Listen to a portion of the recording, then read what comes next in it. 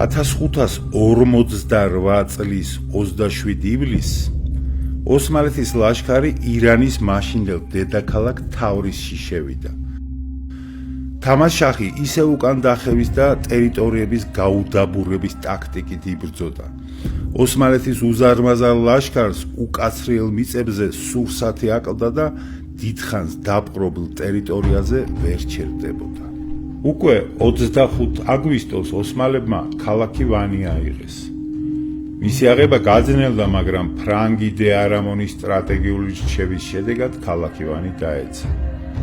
ვანიდან სულთნის ლაშქარში მყოფმა თამაშახის მოღალატე ძმამ ალყას მირზამ ოსმალების მარბიელი ლაშქრით ქალაქ ყუმამდე და ქაშანამდე ყველაფერი მოარბია. უკვე სექტემბერში ირანის შაჰი თამაზი კონტრშეტევაზე გადავიდა და სომხეთის ქალაქებს ადილჯაუს, მუშს და ახლაც შეუტია. ომი ზამთარმა შეწყვიტა.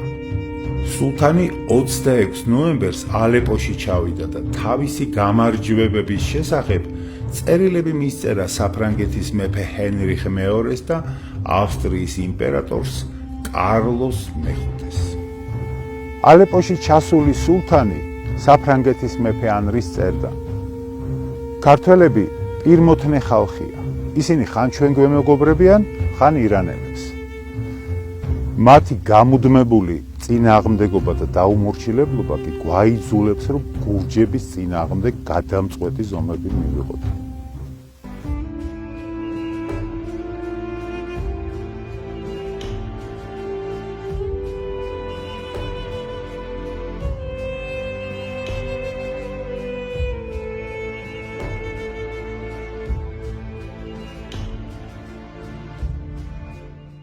ათას 1549 წლის აგვისტოში სულთნის მეორე ვეზირის აჰმედ ფაშას სარდლობით ქალაქ არზრუმში შეიკრიბნენ იანიჩრები, არზრუმის, ზულყადარის, ყარამანიის და სივასის ბეგლარბეგები. სურსათით მომარაგდნენ და 40,000-იანი ლაშქრით სამცხეს შეუტიეს. ოსმალები დიდ წინააღმდეგობას წააწყდნენ, მაგრამ ისინი რიცხობრივადაც ჭარბობდნენ ქართველებს და შეიარაღებად საუკეთესო ჰქონდათ. მათი არტილერიის ცეცხლის გაძლება ძალიან გაუჭირდათ სამცხის ციხეთა კედლებს. ოსმალებმა ზარბაზნების ცეცხლის რკალში მოაქციეს დიდი ქალაქი თორთუმი და აიღეს. ამის შემდეგ კი გატეხეს ფარნაკი, ქიამხისი, ახა და სხვა ციხეები. დაიპყრეს ლივანას ხევი. სამცხეში დატრიალებულ ამბებზე სულეიმანი საფრანგეთის მეფეს წერდა: 35 დაპყრობილი ციხიდან 14 მოვთხარეთ. დანარჩენებში ჩვენი გარნიზონები ჩავაყენეთ. დაპყრობილი ქვეყანა 4 სანჯაყად დავყავით და იმპერიას შემოუერთეთ. ოსმალები დაპყრობილ ტერიტორიებს სანჯაყებად ყოფდნენ. სანჯაყი იყო ოსმალეთის მთელ ტერიტორიაზე გავრცელებული სამხედრო ადმინისტრაციული ერთეული, რომლის სათავეშიც ინიშნებოდნენ სანჯაყბეგები. სანჯაყი დანაწილებული იყო ხასიებად, თიმარებად და ზეამეთებად, რომლებიც სულთნისგან ბოძებული ჰქონდათ მისი არმიის მეომრებს ხელფასის სანაცვლო მამულებად. არმიაში ერთგული სამსახურის მიხედვით სულთანი ყოველ 2 წელიწადში ერთხელ ხელახლა უმტკიცებდა ასეთ მემამულეებს გასამრჯელოდ მიცემულ მიწებზე უფლებას. სანჯაყებში მოქმედებდა ოსმალთა იმპერიაში მოქმედი კანონები. აი ამიტომ ამჯობინებდნენ ქართველები ოსმალეთს ირანის მხარეს დგომას, მისი დროშის ქვეშ ბრძოლას, იმიტომ რომ ოსმალეთი დაპყრობილ ტერიტორიებს მთლიანად დაოსმალებდა. იქიდან გამოდევნიდა ქართულ მიწათ მფლობელობის წესებს და ამკვიდრებდა ოსმალეთს. ხოლო ირანი ჯერ კიდევ არ იყო ისეთი იმპერიული სამხედრო მანქანა, როგორც ოსმალეთი და ქართველებისგან მხოლოდ ხარკს და სამხედრო ბეგარას ითხოვდა. მე-16 საუკუნის პირველ ნახევარში ოსმალეთისგან დაპყრობილ ჭანეთში, შავშეთსა და კლარჯეთში იდევნებოდა ბექა აღბუღა ჯაყელის სამართალი და ძალადობით მკვიდრდებოდა ოსმალური კანონები. ძიმედ რო დაუდგა ქრისტიანობას. დაიპყრეს ოსმალთა სიმაგრენი და ციხენი, სამცხისანი და მძლავრობდნენ ფრიად და უსამართლობდნენ წერს მატიანე. ქრისტიანობის შენარჩუნება დაცვა ქართველობის შენარჩუნებას ნიშნავდა. წყაროებიდან ჩანს, რომ ამ დროს სამცხის ეპისკოპოსები ისევ მცხეთიდან იკურთხებოდნენ. არადა სულ რაღაც 20 წლის წინ სამცხის ათაბაგები თავგამოდებით ცდილობდნენ სამცხის ეკლესიის გამოყოფას მცხეთისგან და ქართული ქრისტიანული ეკლესიის ერთიანობის დარღვევას. ახლა უკვე სხვა დრო იყო. ახლა მრისხანე ოსმალეთი იდგა სამცხის კარზე და ქრისტიანულ ერთობას უდიდესი მნიშვნელობა ჰქონდა. ოსმალეთი ნაბიჯ ყრობდა ძნელად დასაპყრობს სამცხეს. ძირძველი ქრისტიანული კერები თანდათან ექცეოდა აგრესიული ოსმალური სახელმწიფოს განკარგულებაში. ქრისტიანობის შენარჩუნება ძნელად დასაცავი გახდა და მცხეთისგან ირან-ოსმალეთის ომის წინახაზად ქცეულ სამცხეში ხელდასმული ეპისკოპოსები რჯულის მტკიცედ დაცვის განსაკუთრებულ პირობასაც დებდნენ. სამცხე მაშინდელი საქართველოსთვის ქართული აზროვნების და ქრისტიანობის ერთ-ერთი მთავარი ცენტრი იყო. იქ ჯერ კიდე მოქმედებდნენ მე-9-მე-10 საუკუნეში მამა გრიგოლ ხანძთელის მიერ დაარსებული სკოლები და დიდი მონასტრები. სწორედ ამ დროს დაიწყო ოსმალებისგან დაპყრობილ და ადმინისტრაციულად გაოსმალებული მიწებიდან ქართველების გადმოსახლება დანარჩენ საქართველოში. უამრავმა გვარმა დატოვა 1000 წლოვანი კერა. ქაიხოსროს ცუდად დაუმთავრდა სულთანთან ვალში ყოფნა. ახლა სულთანი უკვე ათაბაგის ვასალობას აღარ ჯერდებოდა და მისი სამცხე უნდოდა ოღონდ ათაბაგების ხელისუფლების გარეშე და უქართველებოდა. ან გაოსმალებული ნაქართველარებით დასახლებული სამცხე, რომლებიც მტერზე უფრო საშიშნი იქნებოდნენ საქართველოსთვის. ამიტომ ჭირდებოდა მაშინ სამცხეს ლუარსაბ პირველის და ბაგრატ მესამეს სახელმწიფოებრივი ერთგულება და გამჭრიახობა. არადა სოხოისტას შემდეგ ისე იყო ხიდი ჩატეხილი ბაგრატიონებსა და ჯაყელ ათაბაგებს შორის, რომ მისი აღდგენა შეუძლებელი იყო. თავისუფლად შეიძლება ითქვას, რომ ქაიხოსრო ათაბაგი სრულებით ზედმეტი იყო მაშინ ქართულ პოლიტიკაში, თანაც ისეთ მძიმე დროს.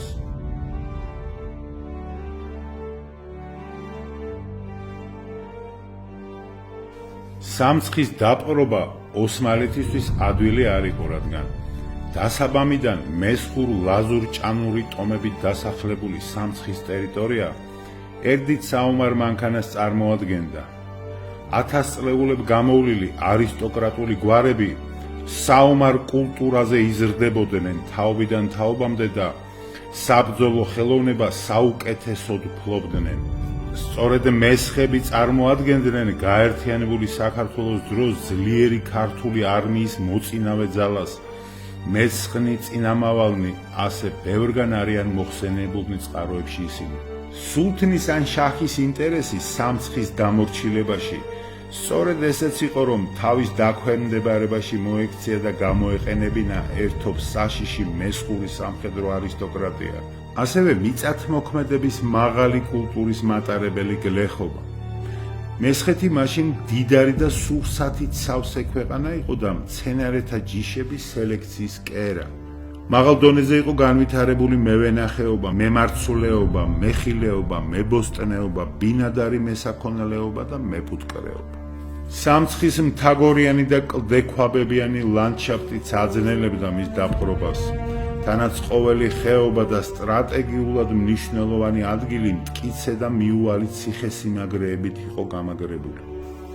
უმთავრესი რაც აკლდა ასეთ საზოგადოებას ერთობა იყო. ირან-ოსმალეთის ომებს შორის მოქცეულ მესხურ საზოგადოებაში უკვე მწვავედ იგრძნობოდა დაპირისპირება. ერთი ნაწილი უკვე დამკვიდრებულ სინიორულ კანონზე იდგა და ჯაყელების ათაბაგურ ტახტს ემსახურებოდა, ხოლო მეორე ნაწილი ჯავახეთში ვარძიის ირგვლივ დაჯგუფებული აზნაურები იყვნენ, რომლებიც ქართლის მეფე ლუარსაბს მორჩილებდნენ და ათაბაგების დამღუპველ ლავირების პოლიტიკას არ ემხრობოდნენ იმ ძიმე პოლიტიკურ ფონზე. მეკუთიმე იქ ვერ გამოყვები, საიდანაც მტერს უნდა შემოუწყო ჩემს ქვეყანაში. არადა გეოპოლიტიკურ დღის წესრიგში უკვე ჯავახეთი იდგა, რომელზეც ქორივით ეჭირა თვალი თამაშას. თანაც ქაიხოსრო ათაბაგის ეპატიჟებოდა მისი ოპოზიციური ვარძიის ამოსაგდებად, თამაშსაც ესუნდოდა.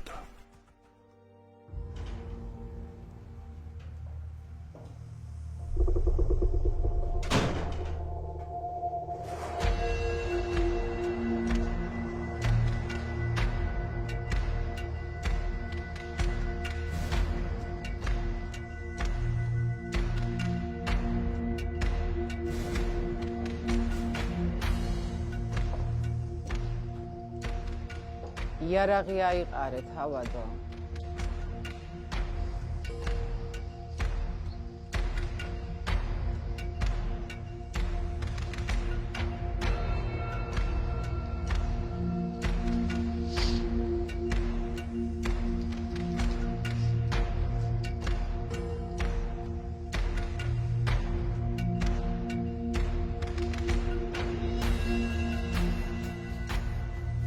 მობრძანდი თავადო.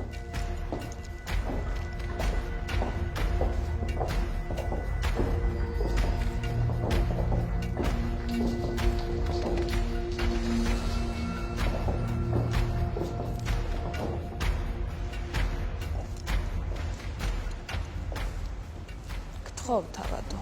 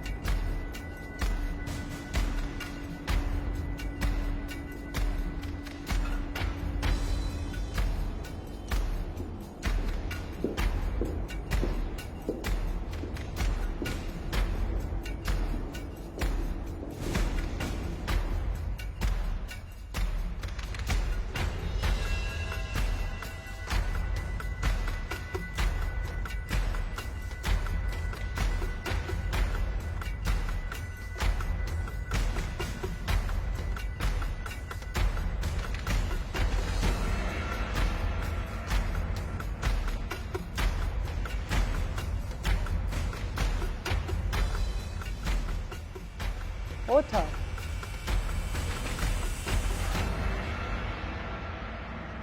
ვერ შეგნიშნებს დედოფალმა. დაბერებულ ხარ შალიკაშვილი. წლები დედოფალო, წლები.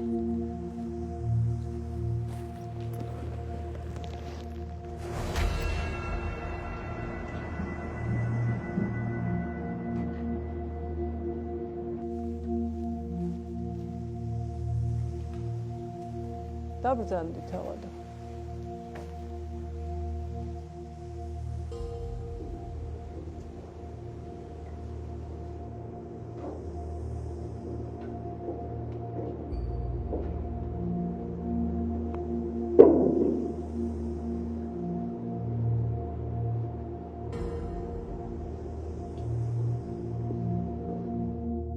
როგორც ჩანს, ლუარსაბ მეფის ხილვის პატივი არ მეღირსება. გიკვირს? ჩვენს ოჯახს შავი არ გაუხდია სოხოის და შემდეგ. და ქაიხოსრო ათაბაგის დესპანს მეფე არ შეხვდება. ჩვენთან ითქვა სათქმელი ასე აჯობებს. სათქმელი ახსენე დედოფალო და პირდაპირ მოგახსენებ. ზანა. სულთანმა ირანის დედაქალაქი უომრად აიღო. მერე უკან დაიხია და ვანის ციხეებს ზარბაზნებიდან უშავს. ეგ ყველაფერი დაწვრილებით ვიცით თავადო და არ ამგონია მხოლოდ მაგის სათქმელად იყო მობრძანებული. შენ თვითონ ჯაყელების გვარის შვილი ბრძანდები დედოფალო და მოდგმით მოგეხსენება, რომ ჯავახეთი ჯაყელო ათაბაგების მამულია. ახლა ცუდი დრო დგას დედოფალო. საქართველოს მეფე მთავრები თამას შახის დროშის ქვეშ იკრიბებიან და ერთად აპირებენ ოსმალეთზე შეტევას. ასე თუ არ ვიზამთ, შეგვჭამს სულთანი. ჯავახეთს სიტყვა აღარ დაძრაოთ. ჯავახეთი ისევე როგორც მთელი სამცხე და სრულიად საქართველო ქართლის ბაგრატოვანთა გვირგვინს ქვეშ უნდა იდგეს კანონით. ამას მე გეუბნები თვითონ ჯაყელი და ქართლის დედოფალი თამარი. სხვა დროა ახლა დედოფალო. და ჯავახეთი ვისი იქნება, ესაც თბილისშიც ხდება და არც ახალციხეში. აბა სად წყდება? თქვენი სტანები რომ არ წყვეტდნენ საქართველოს ბეწხანს სტამბოლში და ხან თავრისში. ნაკლებად გაგვიბედავდა იმას ოსმალო ყიზილბაში, რასაც გვიბედავს. შენ მართალი ხარ თავადო. ამღვრეულია ახლა წყალი და მეთევზე იოლად იჭერს თევს. კაიხოს როსაც უნდა ამ არეულობით ისარგებლოს და ჯავახეთზე გაბატონდეს. ლუარსაბს თვითონ ხმალს ვერ შებედავს და ახალი ბატონის თამაშ-შახის იმედი აქვს. არა?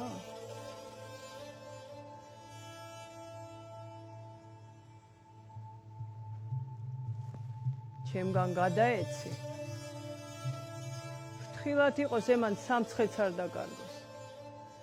რადგან ამ ამღვრეულ წყალში მთავარი მეთევზე თვითონ სულთანია.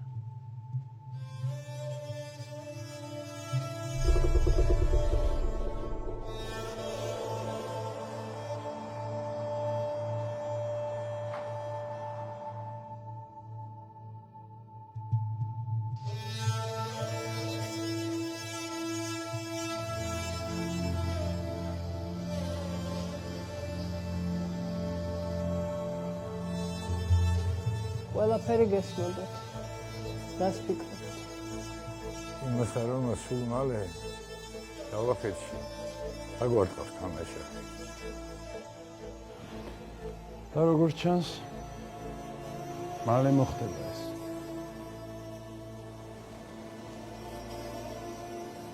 გოგორიშვილები იხმეთ ვარძიიდან. დარბაზი შეკრებათ.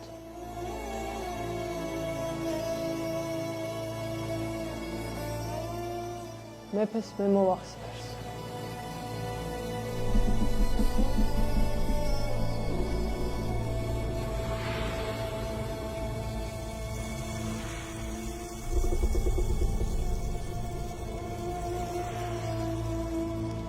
ისე მომია.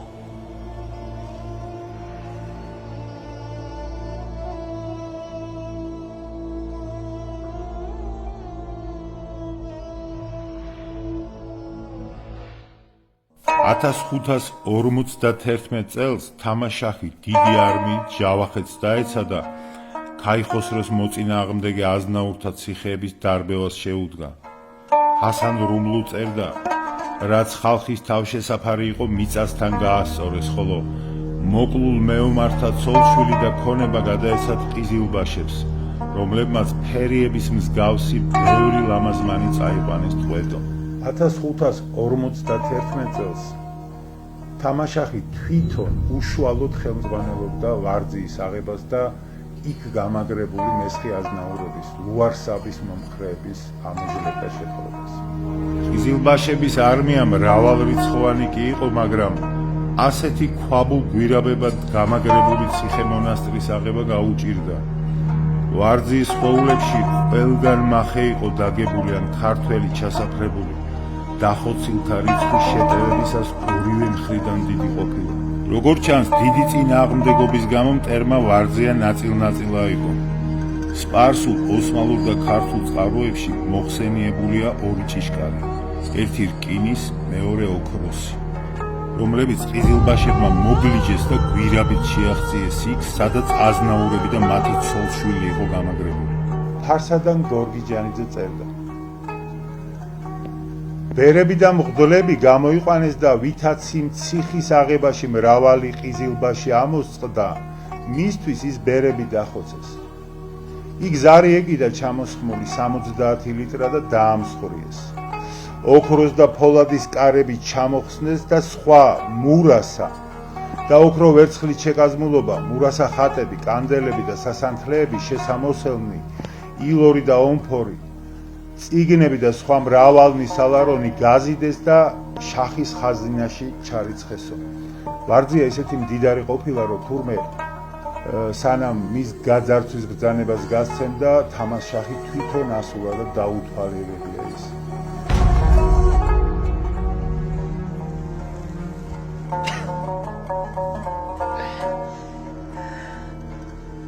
ჯოჯოხეთიც ასეთ რამეებს ასმეულებად. გაიხოს რო ათაბაგმა კიდევ ერთი ცოდვა დაიდო და ყიზილბაშების ხელით სამცხეში წმენდა განახორციელა. ამოწყვიტა ლუარსაბ მეფის მომხრეები და საათაბაგოს დანარჩენი სამხედრო არისტოკრატია დაიმორჩილა. მაგრამ მისი გამარჯვება პიროსის გამარჯვებას უფრო ჰგავდა. თამაშახის ამ შემოსევის შემდეგ მდიდარი მესხეთი ისე გაიძარცვა და განადგურდა, რომ მას შემდეგ წელში აღარ გასწორებულა. დანარჩენი საქართველოსგან მოწყვეტილი და ათაბაგების ამარად დარჩენილი სამცხესთვის ორ იმპერიას შორის დაბალანსების პოლიტიკა დამღუპველი აღმოჩნდა. თამაშახი ამაყობდა დაუმორჩილებელ გურჯებზე გამარჯვებით. მისი ყაზვინისეული ჯაფარაბადის სასახლის კედლები გურჯებთან ომის ამსახველი ფრესკებით იყო შემკული. ჯაფარაბადის სასახლის ნაშთიღა ახლა შემორჩენილი, მაგრამ როდესაც ის მთელი დიდებულებით იდგა, სასახლე და მისი მშვენიერი ფრესკები ლექსად აღუწერია თამაშახის კანცელარიაში 40 წლის მანძილზე მომუშავე პოეტს ზეინ ალაბედინ აბდიბეგ შირაზის. ის თავის პოემა აყვავებულ ხეში ჯაფარაბადის სასახლის ფრესკაზე გამოსახულ ვარძიის აღების სცენას ასე აღწერს. მარჯვე ყალმითა და მარგალიტის მბრქვეველი ხელით გამოსახულია შაჰის ბრძოლა ქართველებთან. ციხეზე არბიან ამაყი ყიზილბაშების თითქოს შუაგულისკენ ისწრაფვის ალი. ქვეყნის მპყრობელ გმირებს, კამანდის მტყორცნელებს, საწუთოროს რაშის აღვირის ოსტატურად შემტაცებლებს მიწასთან გაუსწორებიათ ბურჯი და გალავანი. მებრძოლთა მახვილთაგან გადმოშქებს სისხლი. მღვდელთმთავრები დამცირებულნი და ხელებს შეკრულნი. ძველი მონასტრის მოხუცი განდეგილნი გამოთრეულნი მონასტრიდან გარეთ. მებრძოლთა ხელში მათი წვერი ვითარცა ცხენის მოსართავი. სახეზე ხელება ფარებული ფერიის მსგავსი ქართველი ასულები. მათი ნაწნავებიდან ჩანს ჯვრის ნიშანი. ყოველივე ეს გამოსახულია ოსტატური ყალმით, კურთხეულ იყოს ღმერთი შაჰი-შაჰისა. ვარძიის აღება და ლუარსაბ მეფის მომხრეთა დასის განადგურება უმნიშვნელოვანესი იყო შაჰისთვის. ამ ნაბიჯით მან სამცხიდან ამოძირკვა ბაგრატიონების მომხრეთა ბუდე და სახიფათო მესხური სამხედრო ძალა თავის მხარეს დააყენა ოსმალებთან ომებში. ამავე 1549-51 წლებში ოსმალები ჭოროხზე გადმოვიდნენ და ბათუმში მეჩეთის მშენებლობას შეეცადნენ. ავყაროთ ბანაკი. გურიელმა დახმარება დადიანს თხოვა, მაგრამ დადიანმა დააგვიანა და გურიელმა მარტო გადადენა ოსმალები ჭოროხის მიღმა.